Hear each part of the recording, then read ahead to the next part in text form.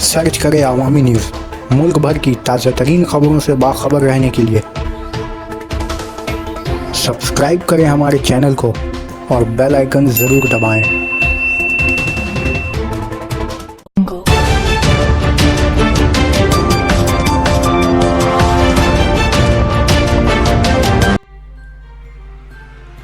शारदा मामले में शताब्दी राय ने आईडी को रकम वापस करी।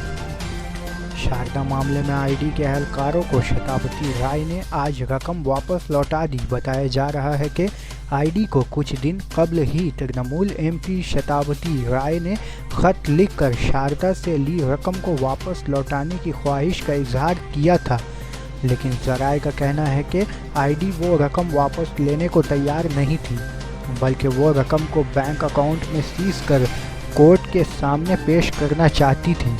लेकिन शताब्दी राय का तर्क था कि जिस तरह से बॉलीवुड अदाकार मिथुन चक्रवर्ती ने शारदा की रकम वापस करी है, वो भी उसी तरह से वापस करना चाहती हैं, और यही वजह है कि आज शताब्दी राय ने ड्राफ्ट की शक्ल में 30,64,000 की रकम आईडी को भेज दी है।